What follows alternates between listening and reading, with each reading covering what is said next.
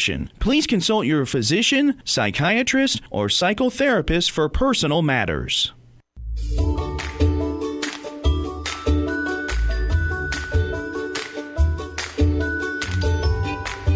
Inner Voice, a heartfelt chat with Dr. Foojan.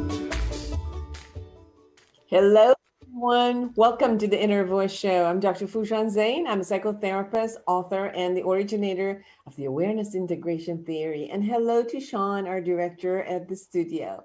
This is a show about what matters most in our life, our mind, thoughts, feelings, actions, relationships, our fulfillment in this beautiful journey of life. In this show, I will share the tip of the week about how to stop wasting your good time and energy on pointless thoughts and emotions, and how to become efficient in spending your mental and emotional energy. And then I'll share why we use sarcasm and the effects of it on the people who are actually receiving it.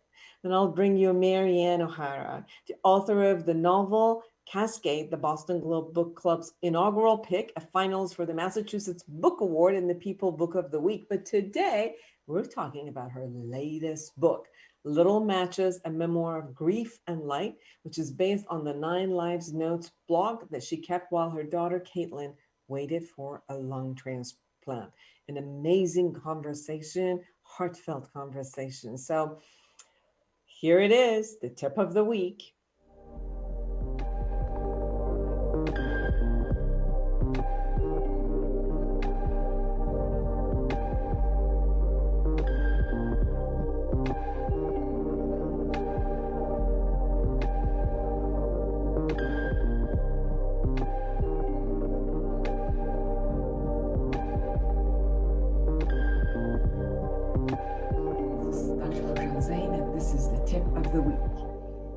Ever noticed when your internal opinions and dialogues are pretty much irrelevant, pointless, and are just wasting your valuable time and energy? Imagine sitting in your home or apartment, hearing a noise from other apartments or homes. Your mind starts wandering, checking out the noise. First, you may check to see if all is safe. Then you may assess to see if you could do anything about the matter. So far, so good. Definitely relevant and necessary. Then you may begin assuming and fabricating all the what-if scenarios about the neighbor and what might be happening, and then assert an opinion of what you like or dislike, or that they should or should not be going or be doing such and such. This is when thoughts and opinions become irrelevant and unnecessary.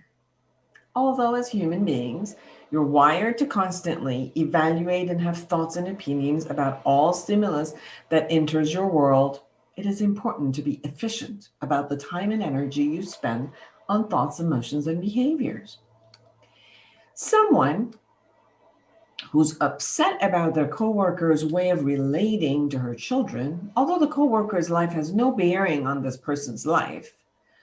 Someone who spends most hours of the day angry at their siblings for acting a particular way, while they have no authority to make decisions for them anyway. And someone who every day punishes her parents in her own mind about who they were and how they treated her when she was a child, while knowing that she has no way of changing the events in the past, are all the ways that one might spend a better stated, kind of like waste good energy and time over irrelevant matter, which would make it pretty much pointless. Unless someone enjoys this way of thinking as a dramatic internal entertainment, it may have no other useful application. So observe. In what ways do you waste your time and energy on irrelevant matters? What do you consider irrelevant? In what areas do you insist you have to have an opinion while no one is really listening or applying your opinion? How much time do you spend on matters that uproar you emotionally? How many of these matters You actually do something that makes a difference for you or others. What would you pay attention to instead if you choose to let go of the irrelevant thoughts? So I have some suggestions. Observe your thoughts. Assess if this matter is impacting you directly or indirectly. Assess if you have the ability to do something about it. Assess if you have the jurisdiction or the authority, the control, or the ability to influence the matter. Assess if your opinion and actions would benefit you or others. Assess if there are other people who are inviting your opinion or just telling you with their behavior that your opinion is irrelevant to them. Act if you choose to. If the answer to all of what I said was no, then drop it and move on to a thought and action that is useful, relevant, and beneficial for you and others around you. That is what I call efficiency in thought, emotion, and action. So for more observational tools in every area of your life, go to my book, Life Reset, The Awareness Integration Path to Create the Life You Want. Thank you for listening.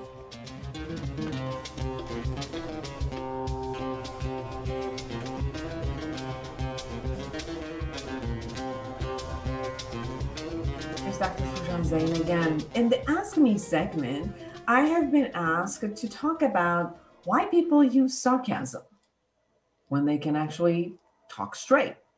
So I guess I'm going to combine it with some research that I found as I was looking at why do people use sarcasm. And I'll share with you at the end of the research what I would also add. So I found this research done by Pickering, Thompson, and Philick, published in the Metaphor and Symbol, examining the emotional impact of sarcasm using a virtual environment.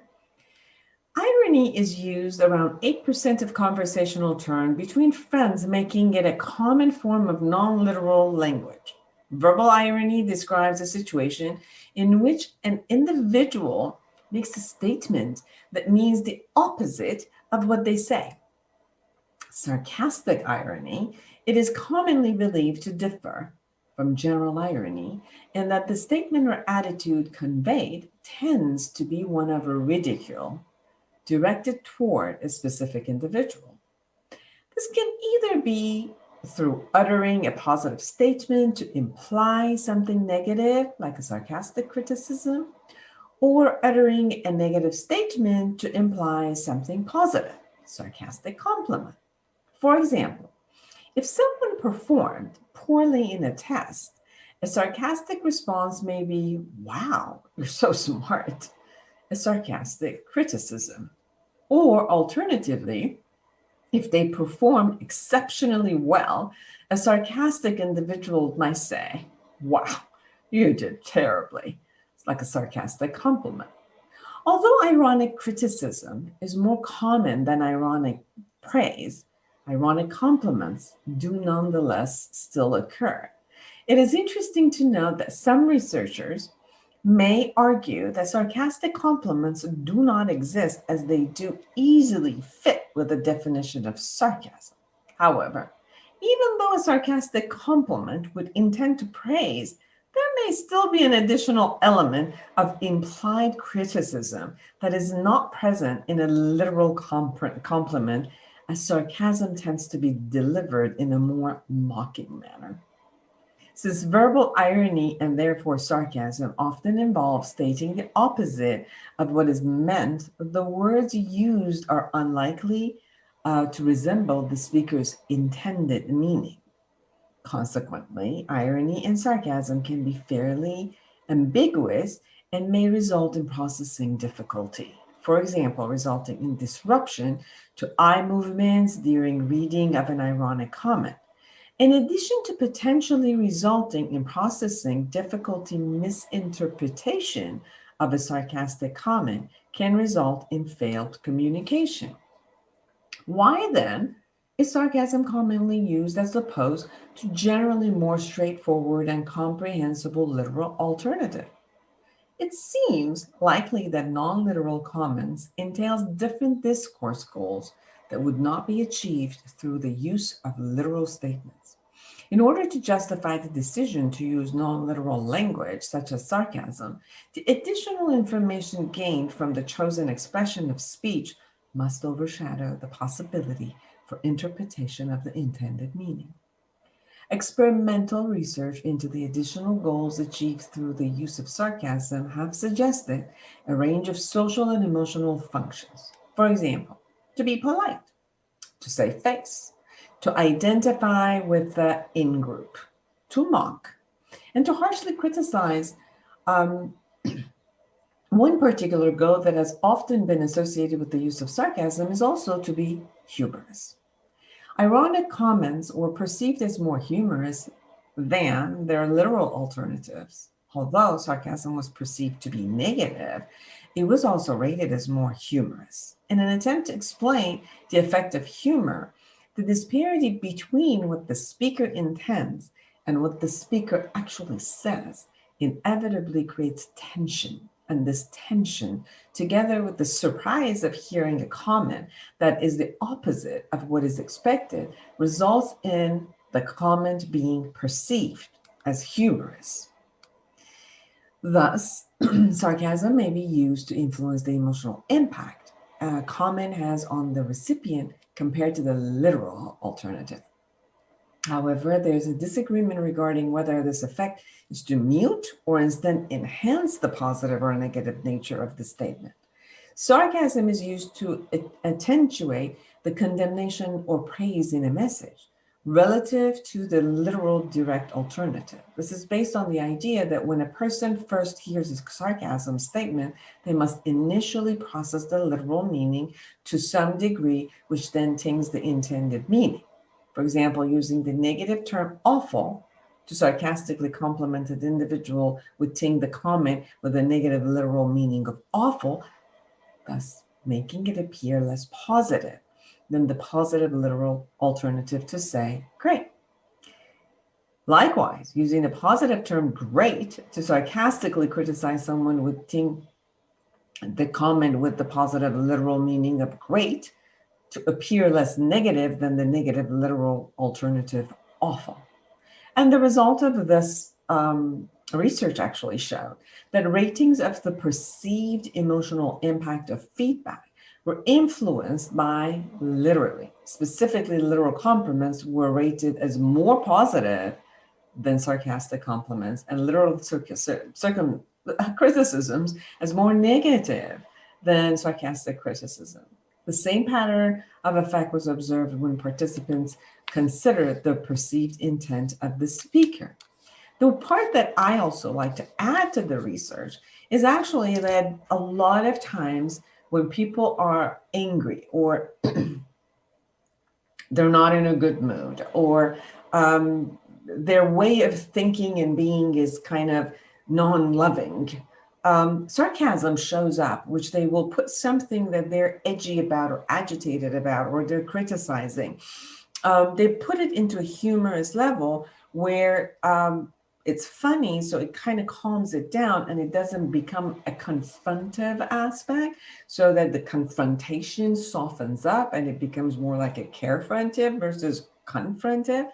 But the other side of it is also that people, when they're confronted with saying a sarcasm, they can easily not take responsibility for that microaggression that comes and say, I was just joking. And it's true, they were being humorous. But the point of how you put that criticism within the humor, it still many times stings. So the effect of the sarcasm, especially when it's having a criticism concept into it, it actually leaves a nasty feeling with us, because it's almost like you just got stabbed, but you can't even, the person won't even take responsibility for just stabbing you, but you kind of like felt stabbed. But you're supposed to laugh at it or let it go. And if you actually got upset with the stabbing, then it would feel like there's something wrong with you, not the stabber. So that is also the negative part of the sarcasm. We talked about how it's useful in many, many aspects, but there's also the negative aspect of the sarcasm. Most people, if you look at, if they're, most of their conversation is on a sarcastic level, they might have some issue with direct conversation. They might feel shy, they might feel vulnerable, they might feel like it's too bold, or it's too powerful, and they can't have it to be that. And they kind of like soften it up consistently with the sarcasm. So those are the ways that sarcasm kind of work and doesn't work. So since you asked about sarcasm, the point is, if you're using it, see how much you're using it. Is it helpful in your communication? Is it bringing two people closer together? How else could you say things without the kind of like the twinge of anger or microaggression being in it? Can you be humorous and have some positive sarcasm in there? Or if you really have something that you're upset about, would it be effective if you actually kind of put it in sarcasm?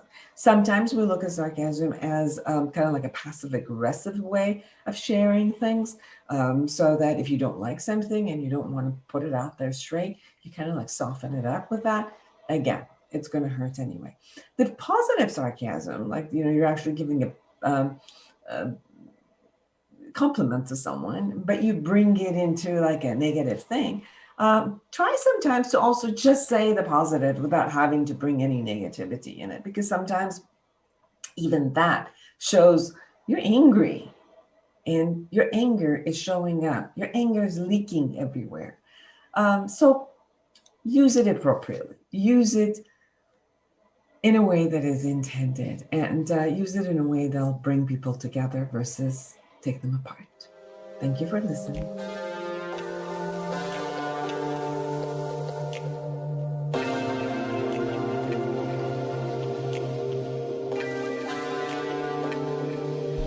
Welcome back, everyone. I'm Dr. Foojan, and I am excited to have Maryanne O'Hara with me.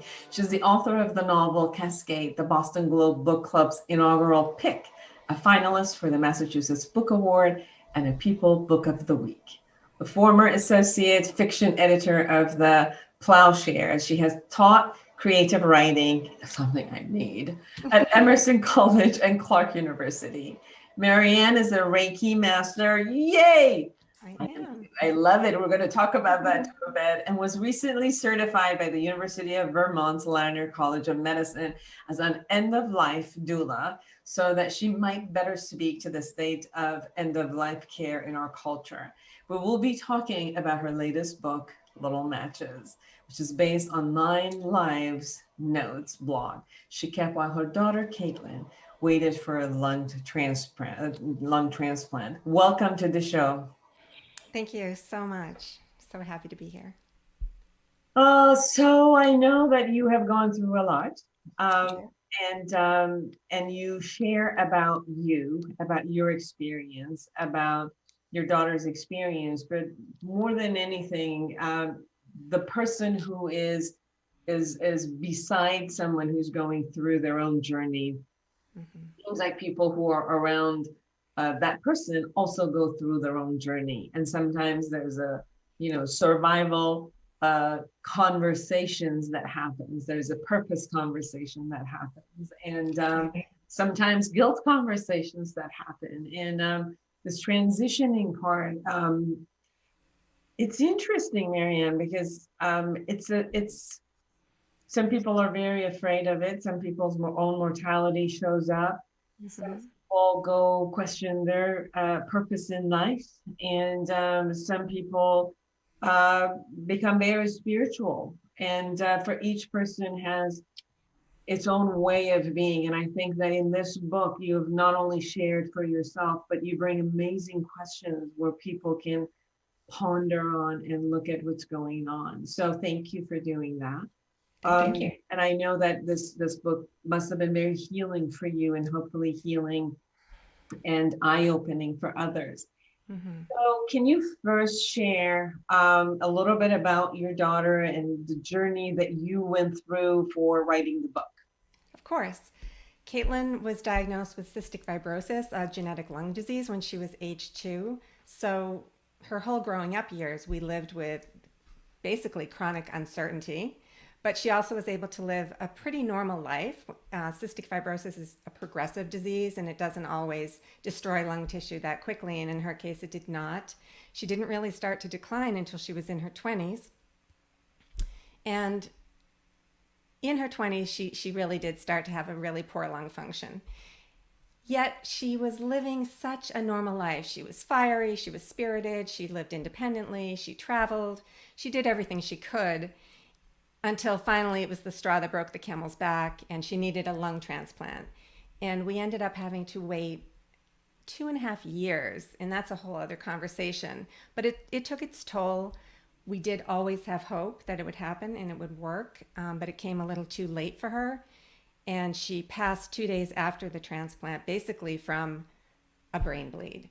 So it was horrible. It was devastating. She was my person. We had a really close relationship, and that's pretty common with kids who are sick. And she was also she was an old, wise soul. She was a sage of sorts to her friends and her family. And after she died, I really couldn't do anything except write on the blog that I had kept to keep friends and family abreast of news while we were waiting for transplant. And I sort of used it to grieve out loud and to connect with people, a lot of strangers, and share Caitlin's wisdom, share my stories. A lot of synchronicities started happening, what we would call signs, and I was feeling extremely skeptical, a vulnerable, grieving mother. And yet, when I shared them in a sort of declarative way, this is what's happening, the most unlikely people would come out of the woodwork and share stories too. So that sent me on a big journey, a spiritual journey. So the arc of the book is really, yes, this is what happened, and this is how I survived grief and learned to live with it, because it never goes away. And you wouldn't really want it to. A person that you love that much, you're always going to grieve them. But the book is really about my search for answers to the big life questions and looking inside of science and nature and personal relationships and all of it, and coming to some conclusions in the end that provide comfort for me and apparently are providing comfort for other people too, because I'm getting some wonderful feedback from the book and it makes me very happy. I love the sentence you wrote, life is seriously a wild business. And Oh, I love that, yes. For a little while. I've had the experience of actually one of my greatest friends who used to be a psychologist and had the cystic fibrosis, and he kind of learned about it when he was about 40, like when the first time some of the signs came in. And I remember when he found that out, he became very depressed about facing death and facing mortality. And I remember him, his wife called me and said, Foojan, you're the only one he will talk to. He won't talk to any of us. And he's a therapist, so he's not, just as he won't even talk to anybody else, but he will talk to you as a friend. And then when we went on lunch together, Maryanne, he told me, I practice being dead in order to let go of fear of death. And I said, what do you mean by that? He said, well, I just kind of like lay down and go like this and just imagine what would it be for me as a non-being. Being, what does it mean for me and others around me? And what would it be as a non-being? And he said that's the way I'm trying to anticipate and let go of anxiety. Can you share a little bit on fear of death, and not only the way maybe Caitlin faced it, but the way you also were facing it as losing someone? Oh my goodness, yes. And actually right now, this morning, I've been working all day on a talk that I'm going to be doing with a doctor and the mother of a woman who's had the same story as Caitlin, and her story was published posthumously, her memoir, 3 medical memoirs, and we are going to be we've already got them set up. We'll be doing grand rounds programs at hospitals. where we try to change the conversation a little bit, because we have three perspectives and one purpose, and that's to show how medicine needs memoir. Medicine needs story. Statistics don't change people's hearts, but in the way they act, but story does. And I was just writing this morning about the fact that we over prepare for birth in this country, and we completely under prepare for death, and we just hope for the best. And hope is not a plan. We all know that hope is not a plan, and yet we do it anyway. And here was Caitlin living with end-stage cystic fibrosis for years, for a very long time, because you don't get a transplant until you're pretty sick. And yet no one had ever really sat down. They had prepared us for everything except what will happen if it doesn't work. And when the crises started to unfold, we were just in a panic and throwing everything at insurance companies will pay for anything in the ICU, and doctors aren't social workers, and they'll just do whatever needs to be done if the parents and the family and the loved ones and the patient want it.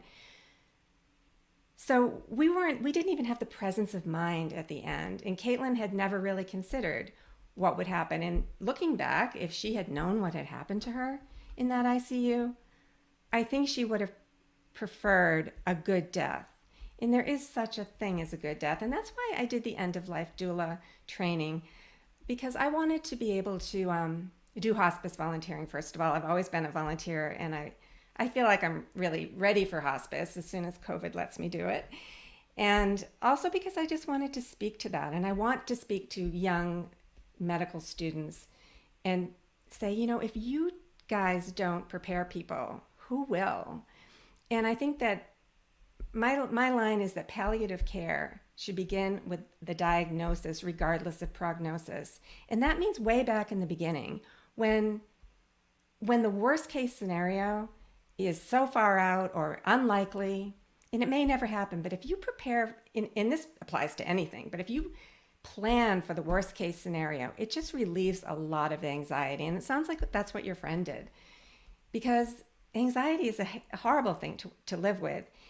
And dying is probably going to be pretty brief. So you're living with that anxiety that's ruining your quality of life day to day. When just by making a plan and thinking, okay, I know this is what I want, this is what I don't want. I don't want to end up in the ICU. I don't want to die in the ICU with an alarm beeping. I mean, it's just horrible. So I think that planning goes a long way toward relieving anxiety. And I think people need to think about it. The arc of a human life is a thing. We are finite. We are all temporary. And I can understand. I don't want to think about it. I didn't want to think about it with Caitlin. But I'm thinking about it with myself. I can tell you that. Now, you go through something like this and you realize that we are temporary. Yes.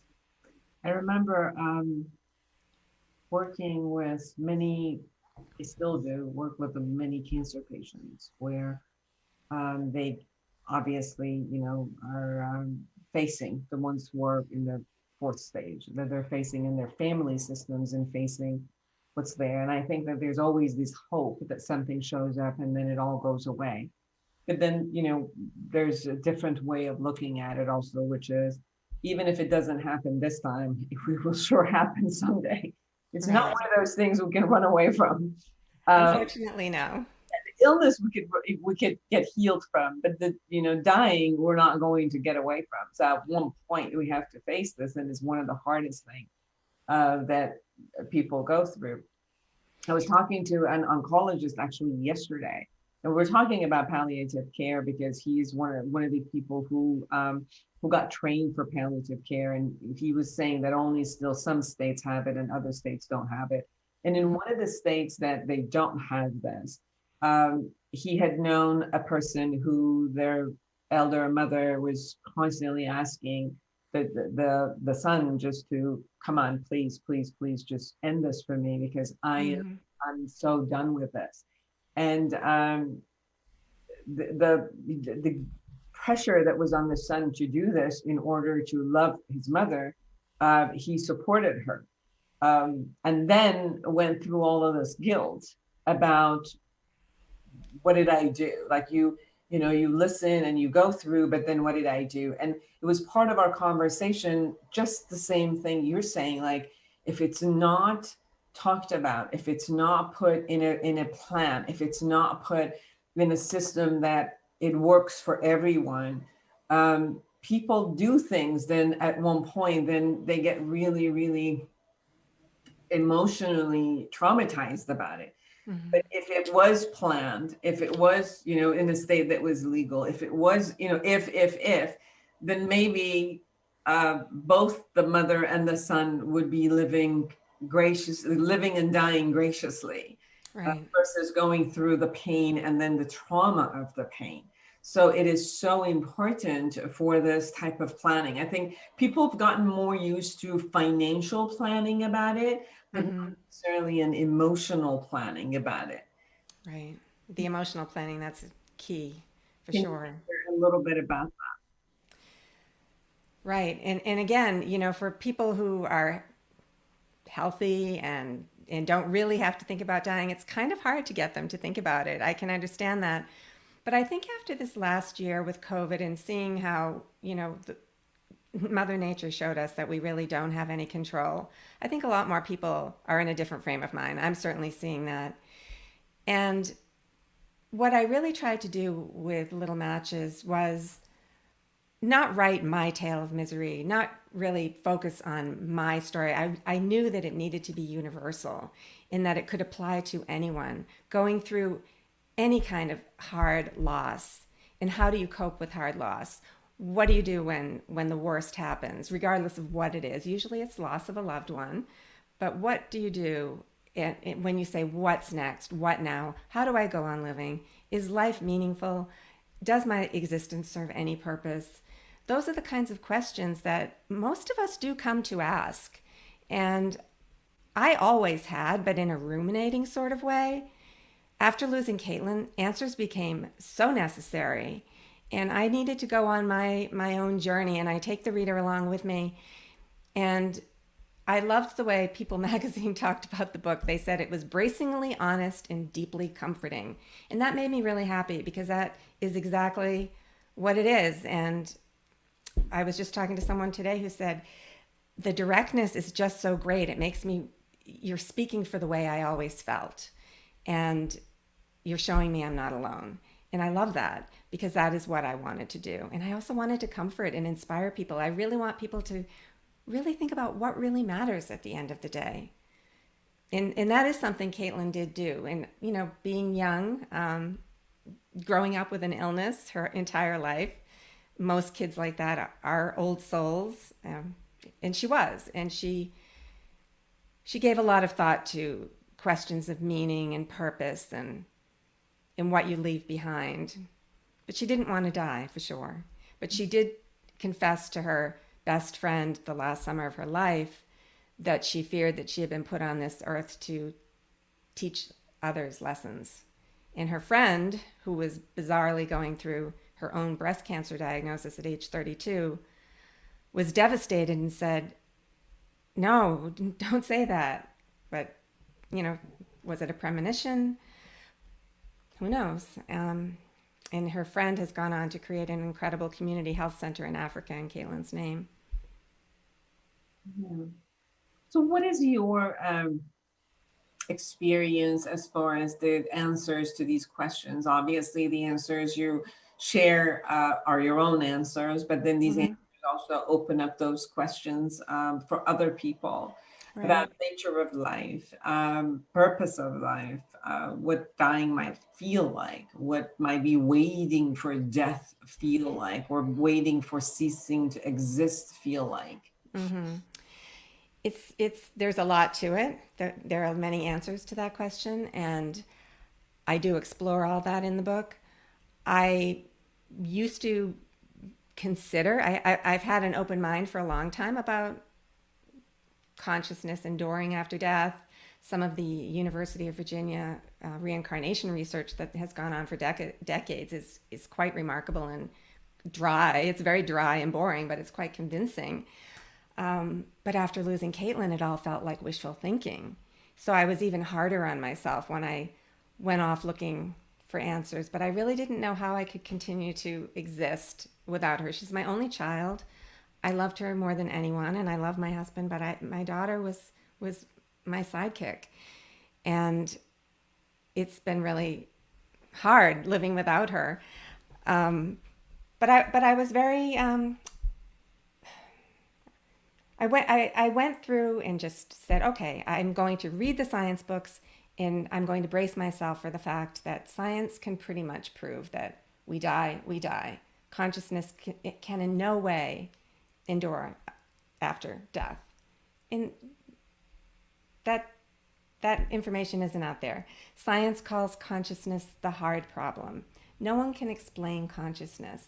And there are people, and it's hard, of course, to do research on this sort of thing, but there's a group in Arizona, some research scientists who try to do these proving theories of brain-focused versus, consciousness, materialist theories of consciousness. I'm not even explaining that very well. They do a better job of explaining it than I do. It's called the Windbridge Research Institute, but I've read some of their information and it's quite interesting. And then I totally never planned to see a medium, but a very well-regarded one came into my life. And I actually put the transcript of the recording with her in my book when I am actually being very closed off and not giving her anything. And it was a blind reading. She knew my first name. And she said things no one could know. No one could know. And then I also learned about how she had her brain scanned while she was reading. She had a PET scan done of her brain, and so has Laura Lynn Jackson, a quite famous medium as well. And their brains show significant abnormality when they're doing readings. So, there's something there. And I really think the fact that we even exist and that this world exists and it's also magical and in balance, I just feel like, well, is it really that much of a stretch to believe there's at least one level higher than this? I'm not saying there's a man up there with a long white beard and a staff, but the fact that there could be something beyond this, which is already pretty amazing, and even so much of what we take for granted now would have been considered witchcraft or magic not very long ago. There's a wonderful quote by a man from the late 1800s that I've always loved. It's, "The universe is full of magical things patiently waiting for our wits to grow sharper." Eden Phillpotts. I've always loved that. And look at it. When he wrote that, most of what we live with certainly didn't exist. You and I talking on two coasts, looking at each other and speaking. I'm impressed with telephones, so I find it all very interesting, and I don't like closed minds on either end, and I love a good open mind, and I love questions, and mainly I want to ask questions and look for the answers. And one thing I write about in the book too is the difference between being told something and knowing. We all know what that knowing feels like. Knowing is deep certainty. It doesn't matter what anyone tells you. If you know something, you know it. And so I can't give anyone my knowing, but people can ask their own questions and come to their own conclusions. And I think it's a great thing to do. I mean, we're here. It's a magical life. Why just, go to Starbucks and go to work, and why not ask questions and think about what's beyond? Because it's really quite fascinating. Yeah, you say that it's life is our journey through growing our soul. Yeah, to me, honestly, it makes sense that that's why reincarnation makes sense to me. And I don't know if you've read like that book Surviving Death or seen that Netflix show. I didn't see the Netflix show, but I did read the book, and I had heard about that first case study with that little boy who insisted he had been an airman who had died in World War II. it was very well documented, and it's kind of, it's convincing. It's convincing to a lot of people. It's convincing to me once you read it and read all the details and read the records and read how they documented everything. And Leslie Kean's book is full of endnotes. But I just think that there's more to it, and I kind of just lost my train of thought. So help me. Well, the question that comes up for me is, how did living with your daughter's most precious being in your life, and knowing already from age 2, I think for you it meant much more than it would have had for her that she has the fibrosis, because you as an adult had a different idea about it of what's going to be than a 2-year-old. So I can imagine you living with this type of an anxiety and the grief. It's all, some people think the grief only happens when you lose someone, but the grief can happen the minute that you're anticipating the loss. Yes. And I could see, like, exactly from age 2 of your daughter, you began anticipating grief, which went through, and then you having to come to terms with letting go. You had no other option, but you also had to choose to let go. Because I know a lot of people that their loved ones dies, but they stay in denial. They stay in push and pull. They stay in the bargaining stage, and they won't accept it. So it also takes us to let go. And I can see that even when it comes to our own death, there has to be a space where we let go, like we're willing to let go. Because even if there is a reincarnation or the soul and the consciousness, it still won't be Foojan. So exactly. I still have to let go of this identity, of this life, of who I am. So, whether I will come back as another being, or it's just the information in the cellular level that, enters the plants and the animal, and, the food of another person, and it's just, whatever. So until science actually proves whatever it is that we're all guessing, one thing is for sure, and I have to let go of this identity and this body. Exactly.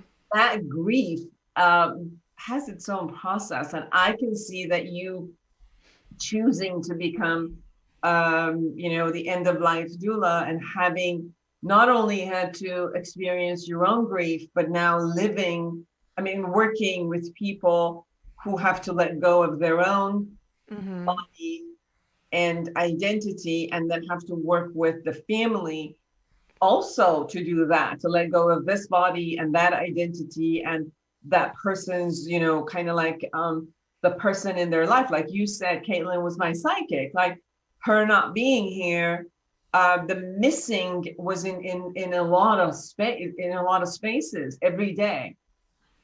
Right. So share with me that process a bit. Well, you reminded me that I lost my train of thought when we were talking about growing the soul. And if our soul is our essence, and it's who we are regardless of whether we have one life or many lives. And so I think that introspection that we can do to really think of, who am I? My identity is this and that and everything else, but who am I really, and what's important to me, and what is my purpose? What brings me contentment and happiness and love? I created this little legacy workshop that I gave 3 times last week, where I sort of frame little matches around the idea of legacy and Caitlin's legacy and everybody else's legacy. And then I lead people through a little workshop on how to conduct a life interview with a loved one or with yourself. And I really recommend that people ask themselves the questions too. And I start it with reflection, like, and it's like not for answering, but just reflect. Who are you? What is your identity? What else are you?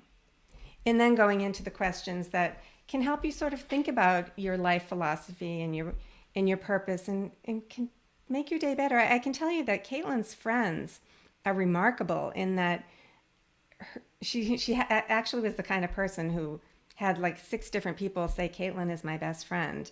who are still grieving her terribly, but going on to do really wonderful things in her honor and saying, Kate, I always ask myself, what would Caitlin say? What would Caitlin do? And would Caitlin be proud of me? And what's really important in life? And that's really at the end of the day what I want my book to do, for people to really ask what really matters at the end of the day. Because at the end of your life, I mean, we're told this, and elderly people will say it, and sick people will say it, and Caitlin always said it. One day she got annoyed with me. I write about it in the book, and she didn't say it in a pious way, but I was fretting about something, and she said, "Oh, Mom, don't you realize that the only thing that matters is loving people and being kind?" And it really is true. Like, what else really matters? If we didn't have people in the world, if you suddenly found yourself alone on this planet, would you really even want to live? I think it would be just horrifying. So, yeah, I think that growing the soul, I like to think that, make it a game of let's pretend. Let's pretend it's true that we come into this lifetime with a rough path, and that we've chosen this life and we've chosen to learn lessons. If you look back, you can pretty much figure out what those lessons you needed to learn were. And I think that by taking the glass half full approach is just so healthy for people to look at anything that's been hard and say, well, what did I gain from it? What did I learn from it? How did it make me a better person? Rather than, descend into bitterness or grief. I'll always have grief, but it's not that kind of debilitating grief. And by sharing Caitlin with the world, that just brings me great happiness, and it keeps her soul, her essence alive, regardless of who she was for the last 30 years. Can you tell us a little bit about what does end of life doula does? What is Yeah. and how do you support the person who's leaving and the person and the people who are staying in that process? Yes, what's interesting about an end-of-life doula is most people have never even heard of them, including my niece, who's a hospice nurse in Maine. She said, I have never heard of one. I figured everyone had heard of a birth doula, but a lot of people haven't heard of birth doulas either. The word doula is Greek for a woman who serves, and birth doulas help people prepare for birth. And a death doula does the same thing. I don't actually like the word death doula because although a lot of people call themselves that, death to me just seems like such a finite word. I prefer end of life because we all have to decide what end of human life means for us. However, it's basically providing support in whatever way the family and the client need support from the time of that terminal diagnosis to the time of the passing and beyond. And that can take any form. That can take sitting with the person, just sitting vigil, holding vigil with them, helping them write life stories, legacy stories, helping prepare a funeral, walking the dog, finding information out in the community that can help support the family, Meals on Wheels, etc. Pretty much everything and anything. It's not, even though my certificate came from the medical school, it's not anything medical in the same way that a birth doula isn't actually delivering the baby. So imagine a really empathic, wonderful, caring assistant. Support. Yeah, giving you the support you need. Yeah, it's an amazing emotional support. It really is. And, my niece, too, said, my patients are so scared when they get that diagnosis. They would love to have someone like a doula. So the good thing is it's a very growing field, and it's still very new, but it's growing, and there are directories online so people can look up and hopefully find one. And also BJ Miller, the hospice MD, he's a wonderful person. Watch his TED Talk. I think it's What Really Matters at the End of Life. I think that's what it's called. He, out in San Francisco, has had a really innovative kind of hospice. And now he has a service called Mental Health, which provides counseling to caregivers and people. So it's a lot of end-of-life support that you can do online from anywhere. So for people who are stuck somewhere with no real support, at least they can get some of that emotional support. What are the things that I experienced, just wanted to share with you and everyone, was when I had been with um, friends, family, and clients who are in that space. Seems like many of them also just need permission. Mm-hmm. My uncle, who was not religious at all, like he would be claiming that, is an atheist. Mm-hmm. Um, I went back to see, my family said he's on his last days and you should come back and see him. So as I went and sat beside him and he looked at me, he said, Foojan, I've never had any religious beliefs. I've never had an other life, or, that there's anything beyond that, we're animals and we just die and that's it. It's part of nature. And, but the past couple of weeks, I see all of our relatives, and then he would call their name that had passed on, come in many hours a day here, and they're partying, they're having fun, and they're kind of like asking me to come into their community and telling me they're waiting for me and that, I should just come along. And I'm confused. Is this just something that I'm, delusional? Is this my way of, trying to figure out safety for myself when I, kind of like create this image, and then my mind is trying to comfort me. Right. And he had all of these questions about why is this process happening to him? And part of our conversation was, so what? It is what it is. I mean, whether it's the truth or your mind is creating this imagination to make you feel better. It's Exactly. beautiful. So it's wonderful and comforting. Exactly that a whole community that you knew and you missed are waiting for you to go. Right. Like, what should I do? I said, well, if you like, you can choose to accept the invitation and say yes. And then, then it was more like, well, how do I say goodbye to all of these people around? I said, say goodbye, however, how, you listen to how you influence their life and tell them how they influenced yours. And when you're complete, when the next time these people show up and want to take your hand, then go for it. I said my goodbyes, and I said that I won't, and I did exactly how he had influenced my life. And he thanked me for some of the things that I had done, and I left. And I actually flew back, and 2 days later he said goodbye and he moved on. I've experienced that a lot with my cancer patients, where their family's like, okay, and they're sitting and saying, I don't think I have a permission to go because all of these people are waiting for me. And it's going through and helping that process of say goodbye and let go. And sometimes I've just seen they need permission. They do. And nurses will tell you that. Nurses who are with people at the end of life over and over throughout history, all over the world, will tell you those same stories that you just told. And people look and say, you're going to think I'm crazy, but I see my sister. She's smiling at me. So there's definitely something going on. And like you said, regardless, it's comforting.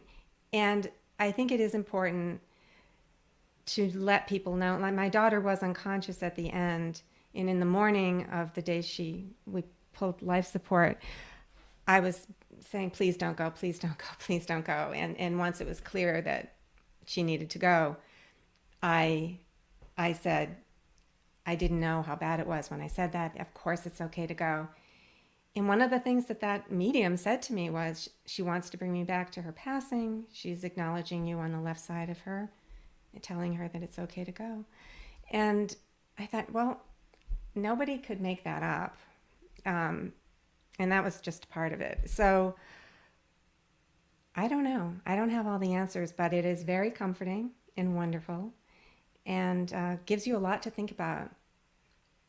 Yes. And the point is, one way or another, we're all going to go through this. We're definitely going to die one day.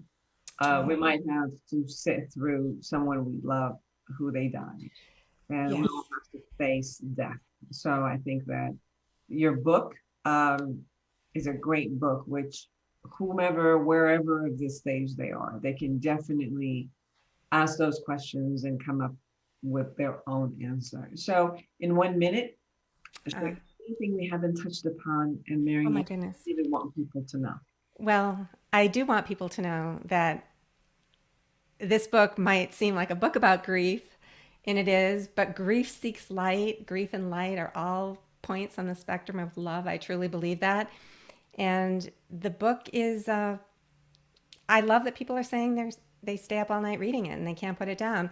It's not what you might think, and I hope you'll check it out because I'm really proud of it. And I think it's a really good handbook for people to read and to refer to. And there are wonderful characters, my daughter, and a lot of humor and living in life. So I'm really excited that it's out there in the world. Thank you. Where can they find you? My website is my name, Maryanne OHara, and everything's there.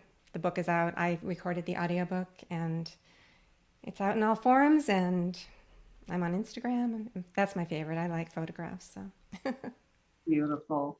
Maryanne O'Hara, everyone, please get little matches. A Memoir of Grief and Light. Memoir of Grief and Light. Thank you so much for spending this time. Thank you, Foojan. It was so lovely to meet you. Same here. Thank you. And come on along when you write on your other novels. I will. I'm getting back to my novel. Thank you. Beautiful. And for all of you who are out there alive and kicking, create an amazing life for yourself and everyone around you. And I love that. And until next week, bye-bye.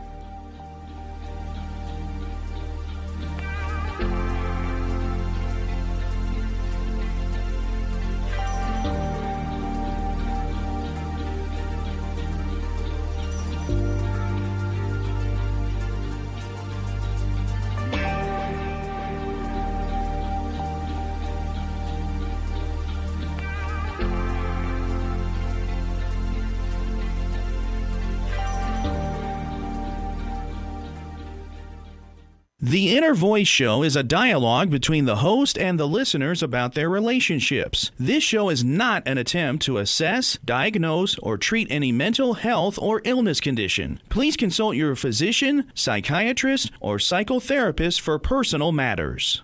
KMET, Banning, Beaumont, Redlands, and Palm Springs.